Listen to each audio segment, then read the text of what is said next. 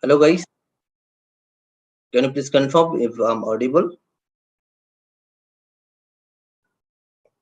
Please confirm me.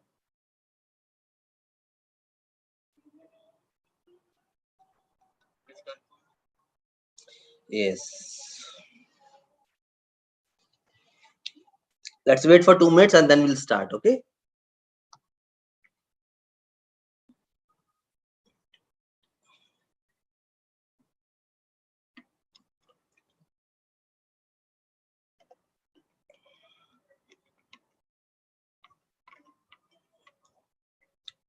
Guys, are you getting any noise of music in your background? Because nearby there is one Garba festival going on and I can hear some sound. So you guys also are able to hear that sound or it's clear?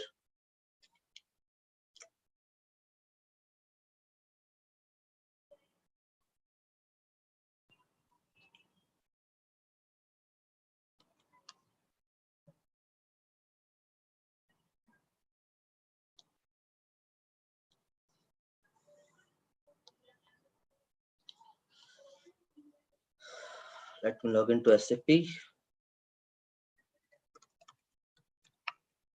No, it's clear. Great. Okay, let's start, guys. Let's not waste much time because I need to take a smartphone session as well after this. So we'll take only the technical part, how much we can take now. Okay. So guys, now the concept is that yesterday we have learned till what are the basis configuration we do and what all the functional configuration we do. But if we have knowledge, we can also do that activity. Most of the project when they are working on, they don't have like sometimes they don't have time. Sometimes they said, okay, you only go for it, I'll give you the access. Okay, then you should know these settings actually, okay, that we have seen yesterday. The basis settings, which is sales, creating the assigned logical system, RFCs, then creating a port, okay, creating a distribution model, creating a partner profiles. These all work we can do. Okay, and then you can start working on your day-to-day work actually, like creating a program to get the input. So today we'll see an example of one inbound idoc which we are going to create custom. See, uh, standard idoc, it's very easy. You just needed 3 to 4 settings which you can do, and then directly you can use the standard message type which is available in system. But for tech configured, okay, for customized idoc, for customized idoc, we have to do all the settings, all the configuration from the starting. Okay, so we'll learn first what's the settings we have to do, a configuration we have to do for the customized inbound idoc. First we'll see that, then I'll show you the outbound as well, and at the last we'll see how to use the standard message type which are available currently in SAP, which can be metmask, which can be invoice, which can be cremas or anyone. Okay, so let's start with that. So see, in inbound, if you are going to implement the inbound thing, so what thing you have to do first actually? So if I just take the blank PPT, see, first you have to do the mapping actually, okay? Because now you are going to receive the data from your third party application. So let's suppose you are creating one form, okay? You are creating one form in your web page, okay? There is one web page available and you are going to create one form. There what you're going to do is you are going to take the customer information. Okay, we are taking this as an example. Okay, you are taking a customer information. What we okay, it is not clear.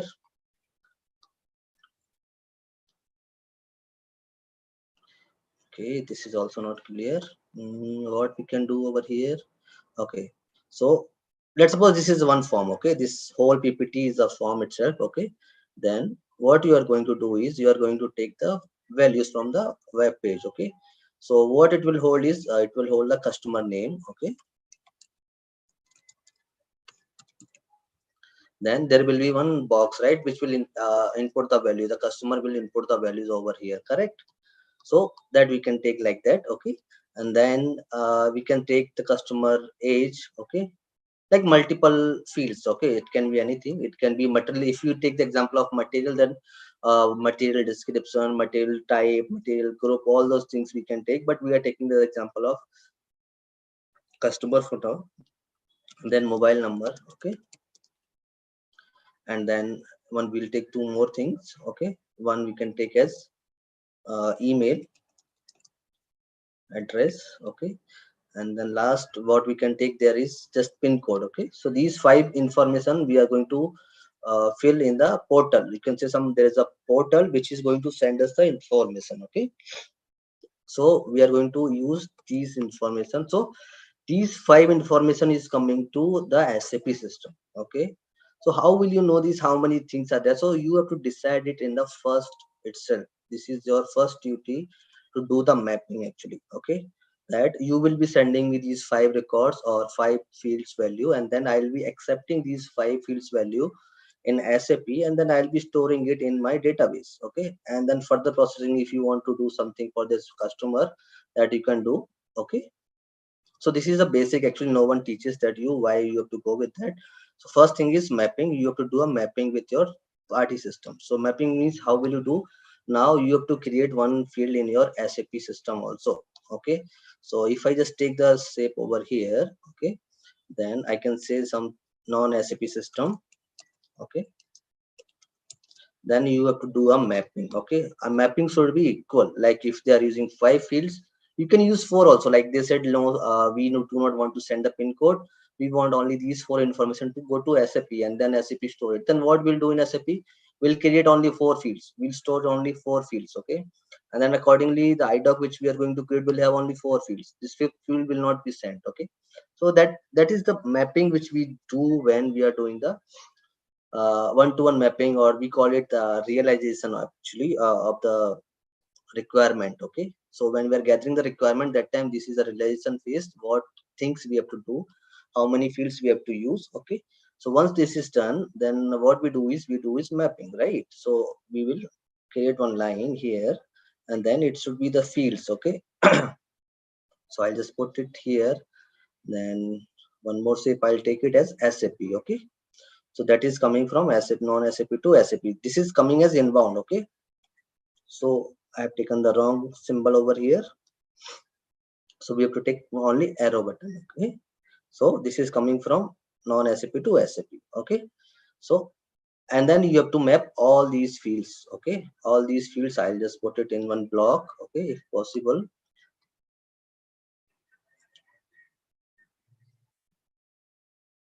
and then send it back. We have an option send to back. Okay, see this, all those information we are sending from non-SAP to SAP system.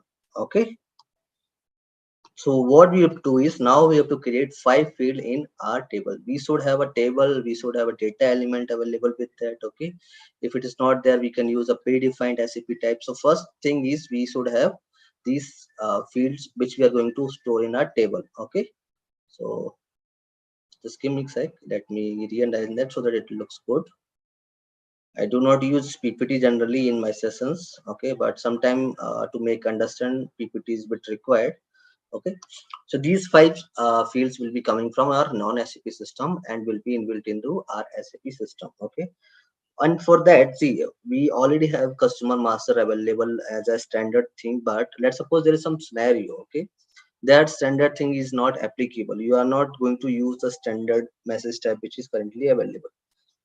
That time you can go for your customizing. Even sometime, like currently I'm working on one of the project. Okay, so there they are getting the information, material is being created in some other application, but they are sending us to in SAP system, and then we are storing it in our SAP system. So those people who are working in the MDG team currently, like master data governance, so these people will be knowing why we do that actually. Okay, great. So just give me a sec, guys. So first we have to do is we have to create these five fields. Okay, and in our table, or we can take the custom thing also. So let's create one table first. So let me share my screen. So we'll create only five fields. Okay, and then we'll store it with the logic. So we'll go to SE11. Okay, create G customer IDOC. I'll just give a name so that we can easily identify it. Okay, IDOC, and then we save it. Okay, so table to store third party data coming from non-SAP. Okay, this is the description I have given. Then delivery class we can take which one we can take is customized table or application table. We can take master table, right? And then delivery maintenance allowed. And then we can go to fields. Here we can do create one table with key initial mandatory. This we have already learned, right? If you guys are not able to do that, you can recollect now. Then let's create some field actually. Okay, so I'll create G custom name, and the next field was age. Okay, G custom age. Then G cust, what is the last name, mobile number. Okay, and then the next one was email address, G cust email. Because why we are creating this table, we'll be getting the transaction, right? We'll get the data from third party. Where will you store it? Okay, so there is a possibility that you do not want to store it. You just got the data, do some processing, and then do the some other activity. You can trigger your PR, you can do create your PO based on that information. No need to store it in the custom table. Okay, but the data will be stored in the standard IDOC tables. We have EDID for table which store the data. Okay, that is also possible. But if you want to just store it, then I'm creating this table. Okay, G custom. Then what's the last field, which is pin code. Okay, we'll give the, okay, we'll take one more thing here, customer ID. Okay, so that we can make it some primary key on that.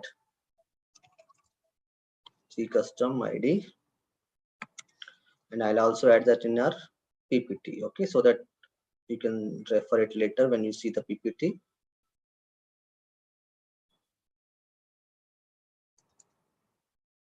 Just give me a sec. I'm attaching the same in the PPT also.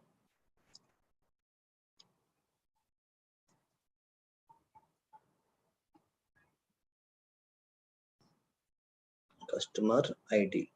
Or customer ID, we can create our own ID also. Like we can give some number range. So if you guys know about the number range, you can create your own customer ID with the number range, and then you can use it. Okay, so these things we have created, we can give this as a primary key. Okay, and then let's create the data element one by one for all. Okay, or it will be available. So I'll give the same name. See, that's not how we should create it, but I'm just saving my time to give one by one. So every time when I come back, it will give me the error or warning that it is not available, it is not available, but we'll create one by one. Okay, see, okay, customer name is already available, so that's fine. Customer ID will create a data element. Local object is fine, save it. No need to give the customer ID, I'll just use it like that. And predefined type we can use, or yeah, that's fine, we use a predefined type. Customer ID I'll take as character 10. Okay, and then I'll just keep the same thing over here, 10, 20, 30, 40. Okay, we can give the number range based on the requirement. Let's just give it for now this. Okay, so that we can save some time. Are logged, J3 are logged for edition. Okay, I think some, okay, temporary it is not allowing us. Why? G custody are logged by this TR. Okay, someone is working on that. So let's see. I'll be removing this from the list. Like I showed you in the Excel, right? That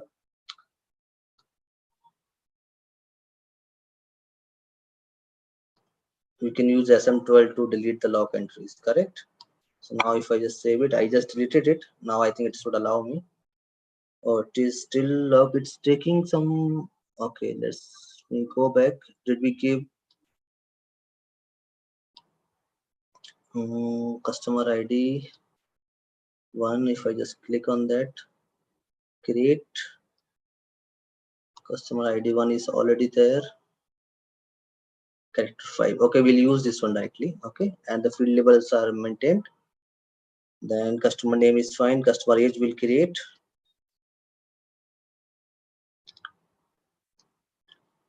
We'll use the predefined type directly. Okay, age char2 or num_c2, num_c4. Okay, save it. Local object label, it is asking 5 4 5 6 7, we can give anything. Age, copy paste, save it. Okay, activate it, go back. So now it will be available. Then mobile number, create for mobile number also. See, why do we create field data element? Do you guys remember that? Why do we create the field catalog field data element? If you guys able to remember, one thing was we have to maintain the field label when we are displaying the output. The second thing was parameter id we have to use. Okay, and we can use with search help. So these are the two reasons data elements are helpful. Okay,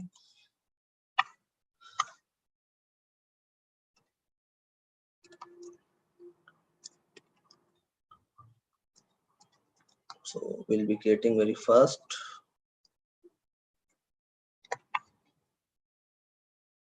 So mobile number also got created. Gmail,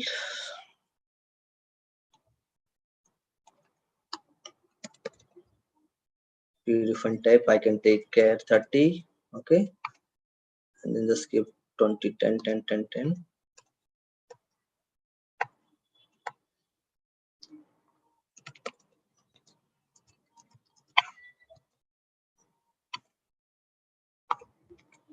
Okay, then last one is pin code. Pin code can be some 5 to 6 7 digit.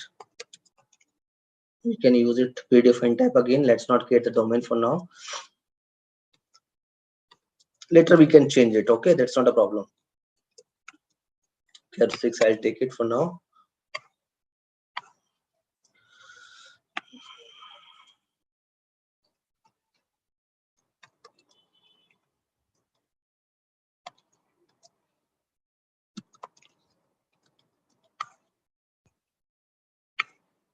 Okay, we have created this table. Now we have to do the technical settings, right? Data class, you have to tell what is the data class for that. We'll take the APL 0. Okay, size category, we'll take the 0 1 or 8. Okay, so buffering not allowed. Go back. In the enhancement, we have to do this enhancement category, can be enhanced, right? Number or numerical type, save it, check it. If any error there, then we'll resolve that. So there is no syntax error, no consistency found. Activate the code. Okay, so one table is created. This, whatever the data we are going to receive in the IDOC, we'll be storing it in this table. Okay, and total 1 2 3 4 5 6 field data will be receiving from the system. Okay, and then one more thing we have to do in the advance is we need to create one IDOC, one function module. Okay, so this function module, I'll tell you why this is required, but this you have to create some blank only.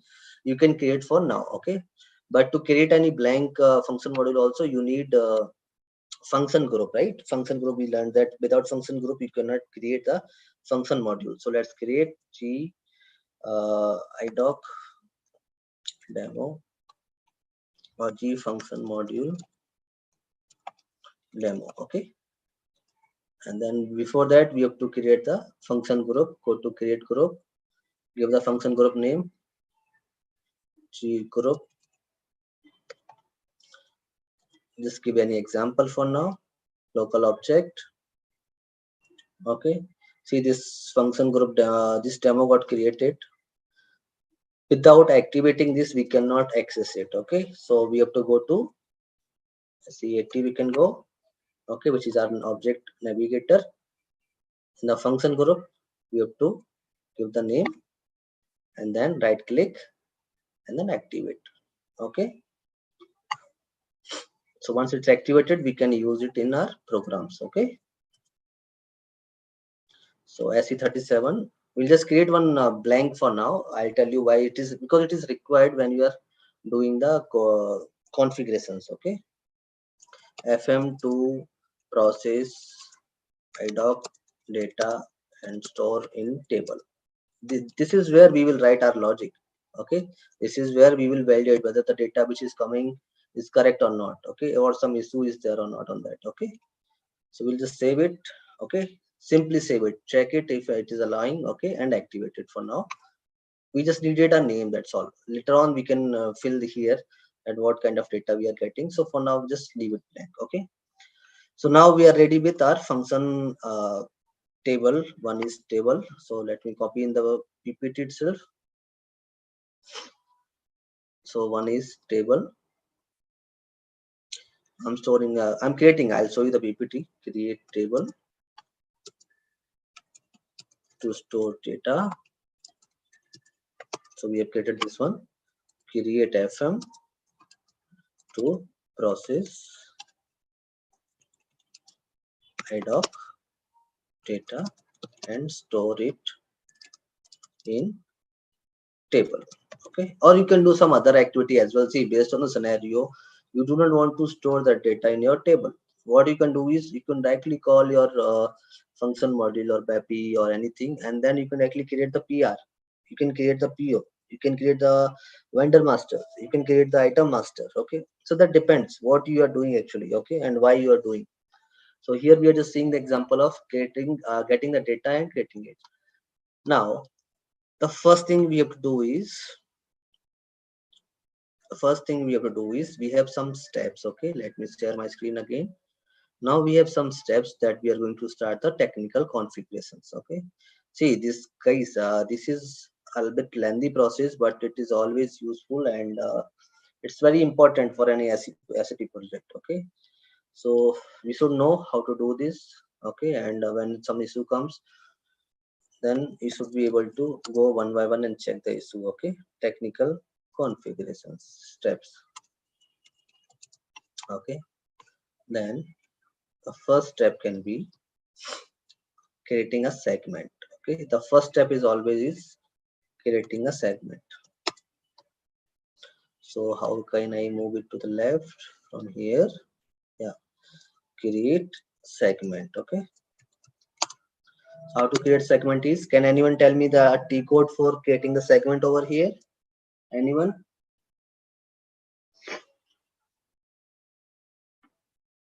Guys, I'm waiting. Let's make it fast.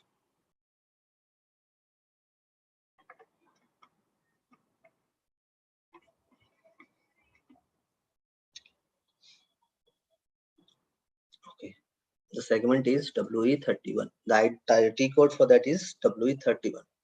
Okay, and then the next step we create is create basic type. Okay, I'm just writing two steps for now, and then we can see in the screen. Okay, create basic type. Okay, that WE30. So these are the two T codes for now. We'll see what is segment and why do we create it. Okay, let's go back to the SAP screen.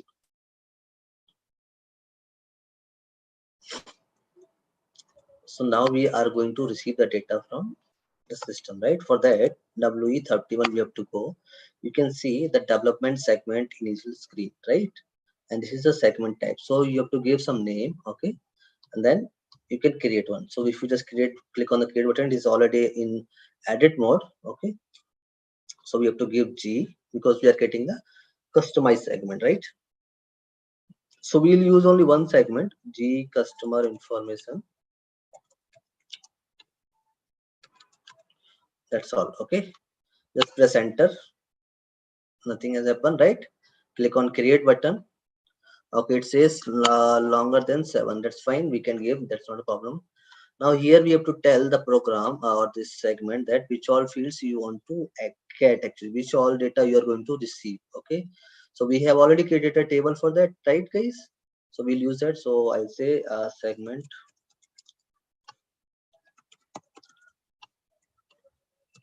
to store to get the customer information. Keep some meaningful name. Okay, then you have to give the field name and data element, both you have to give. Okay, what's the field name and what is the data element you're getting. So what I'll do is I'll directly copy from there and will store paste it over here. Okay, you guys have already seen that in the table, right? So I'll just take it and paste it here. So here the keys and all are not required. Okay, you can just double check this thing, actually export thing, what's the length which is there in the table is coming same or not, because sometimes what happens if you are set mistakenly you have given 10 here, but in the table it is 15. Okay, and we are getting the data for 15, so that time it might fail or it will truncate the data. Okay, so always check this length of the field. Okay, cross verify.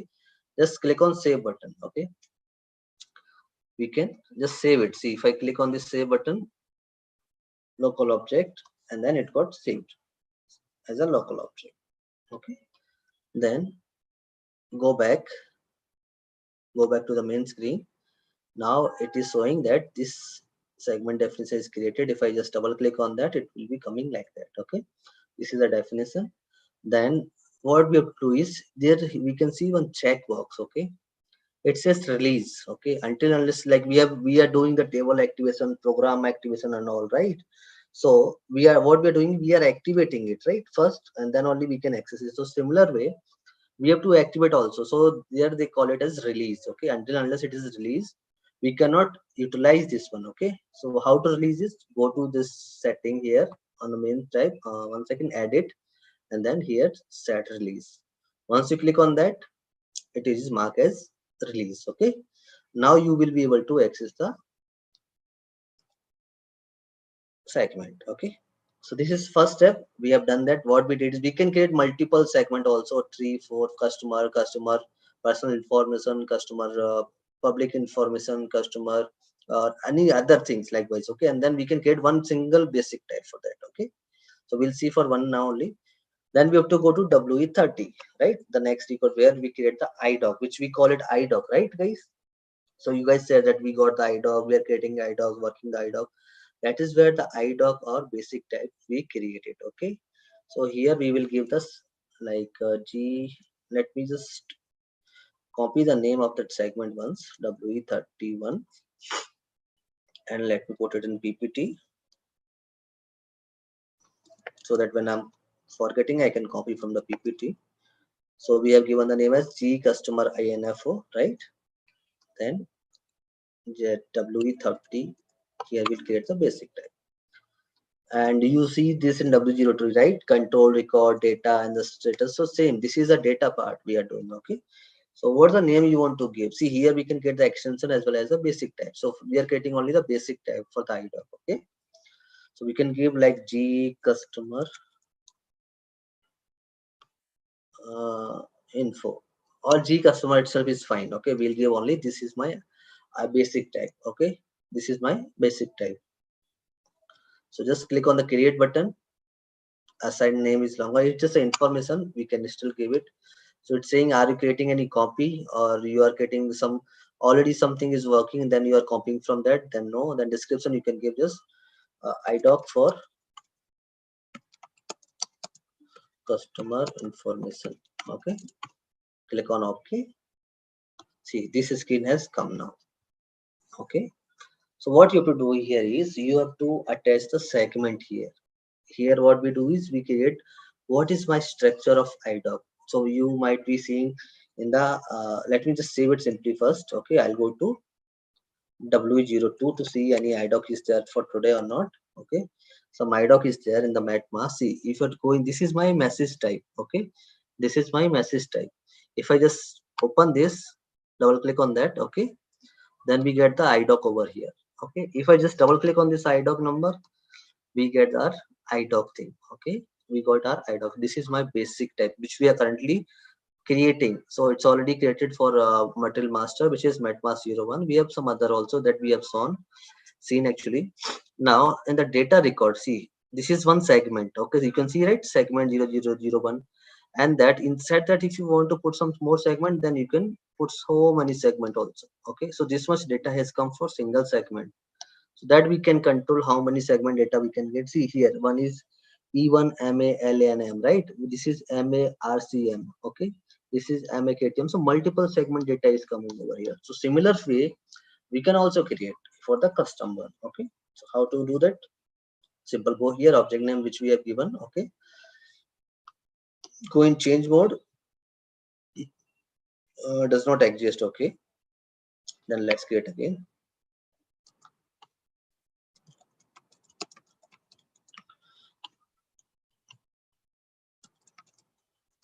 Customer information IDOC type. Guys, are you there with me? Say yes or no, guys. Then we'll continue. Say yes or no, guys. Write IDOC, at least write IDOC so that I'll understand. Yes, yes, yes. Tariq Sasuti, yes. Navratan says yes. Great. So what we have to do next is we have to just put our cursor first, okay, anywhere in the name, okay. There we have one option over here. See, create segment, right? We can create the segment or we can insert the segment. So we are not creating, we have already created, right? Or if you just click on the create button, it will take you there and then give that name and then create that. But we are already created the segment, so we can directly insert it. See here, insert the segment.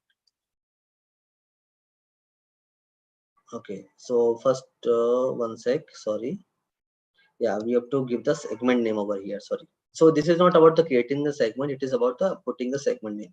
So what was the segment name we have used? The segment we have given G customer, like if I don't remember, we can search also G customer star, then see the info tab came. Okay, now we can say how many segments or how many data can come in single times. Okay, so we can say only at a time I want only one information record. So minimum number is one, maximum also one. We can, people put 999 also, like this is about multiple times, like in a single request. Okay, these many customer information can come. But if you want only 5 customer information at a time, you can say minimum number is one and maximum 5. There is one checkbox over here, you can see. Okay, so what happens when we have like 5 to 6 segment, which we have seen in the MatMask, right? So there is a possibility that if they see that okay, one segment data is not coming, that is not important for me, that's fine. So we can go with the IDOC. But for us, we are only having one segment. So, and that is also if it is not being sent from the customer side or from the business side, what we'll do with the IDOC? Nothing, right? So at least one segment which we have, then it should come. Then it is like mandatory. Okay, and then click on OK. See, now the hierarchy is created. This is my basic type and this is my data, which is going to hold the data. Okay, if you just double click on that, it will take you here, and if you click on the segment editor, it will tell you all the fields are available for that segment. Okay, so guys, that's how we do this thing. Now let's suppose we have one more segment available. Okay, so we have one more segment available. So what you can do here is like let me just again save it. Okay, I have just saved it. I'll go back again, okay, in the W02 to make you more understand actually. So if we, when we double click on that, what we saw is when we open this data record, we saw only one segment, right? We are able to see the data, right? We are able to see the data and we can see the field. But still, when we again getting some more options, see inside one segment also there are a lot of segments available. So these are called parent and child. Okay, one, this is a parent, these are the child, or we can call it hierarchy. Okay, inside that also see one more is there. So likewise also we can create. So it holds the data based on the sometime parent key or sometime non-parent key also. In the similar fashion, we can also create the segment. How we can do it? Okay, let's see that. So go to change mode. If I want to create, let's suppose I have one more segment which name is G customer information one. Okay, currently we do not have one, but let's suppose we have. Okay, I'll just copy the name, and what we can do is we can just click on this. See, earlier what we did is we put a cursor over here and then we got this segment. Now if I put the cursor again here and click on the create, keep the same name again. Okay, 125 125. Okay, click on OK. Okay, it says already in use, that's the reason it is not allowing me. Let me just create one copy. Okay, let me create one copy of that one. So I'll just create one copy, just give me a second, it will not take much time.